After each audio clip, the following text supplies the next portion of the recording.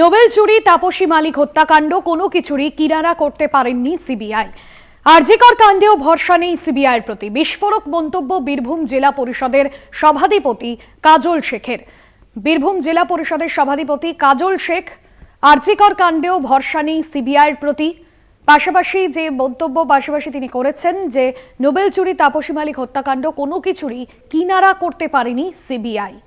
সেক্ষেত্রে আরজিকর কাণ্ডে যে সিবিআই তদন্ত, সেই তদন্তের উপরেও ভরসা রাখতে পারছেন না কাজল শেখ। বীরভূম জেলা পরিষদের সভাপতির বিস্ফোরক মন্তব্য বীরভূম জেলার সভাধিপতি কাজল শেখের।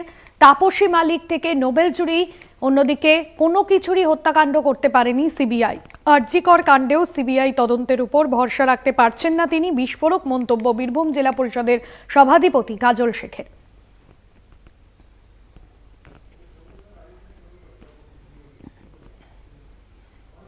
মনা বীরবংশী রয়েছেন ফোন লাইনে। মনা, কাজল শেখ ঠিক কি বিস্ফোরক মন্তব্য করেছেন?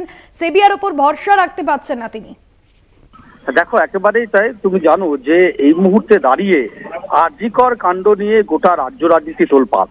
ঠিক সেই জায়গায় দাঁড়িয়ে বীরভূম জেলা পরিষদের সভাধিপতি কাজল শেখ বিস্ফোরক মন্তব্য করেছে আরজিকরে সিবিআই তদন্ত প্রক্রিয়া নিয়ে। দেখো, তিনি যেটা বলছেন যে শান্তিনিকেতনে কবিগুরু রবীন্দ্রনাথ ঠাকুরের নোবেল পদক চুরি হয়েছে, সেই ঘটনার তদন্ত প্রক্রিয়া জারি ছিল সিবিআই, কিন্তু কোনো কিনারা করতে পারেনি। তাপসী মালিক হত্যাকাণ্ডের ঘটনা ঘটেছিল, সেখানেও সিবিআই ব্যর্থ হয়েছে।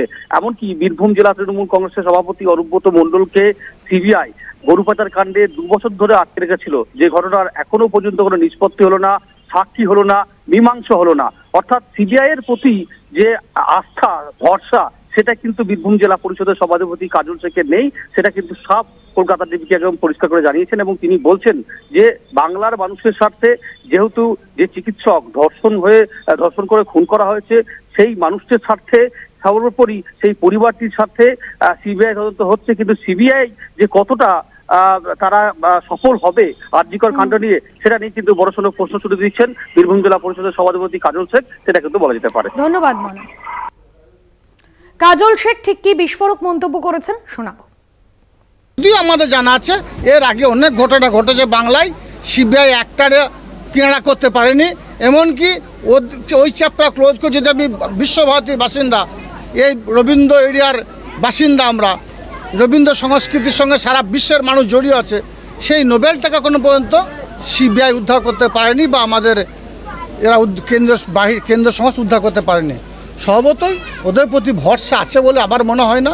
তবুও বলবো, বাংলা মানুষের স্বার্থে যদি ওই পরিবার দাবি করছে, বাংলার একাংশ মানুষ দাবি করছে, আমরাও সঙ্গে সঙ্গে দাবি করছি, যারা দোষী তাদের প্রত্যেককে গ্রেপ্তার করতে হবে এবং এই যে ঘৃণ্য চক্রান্ত, ঘৃণ্য অপরাধ, এর দৃষ্টান্তমূলক সাজা শুধু নয়, আমরা সকলে মিলিতভাবে ফাঁসির দাবি করব।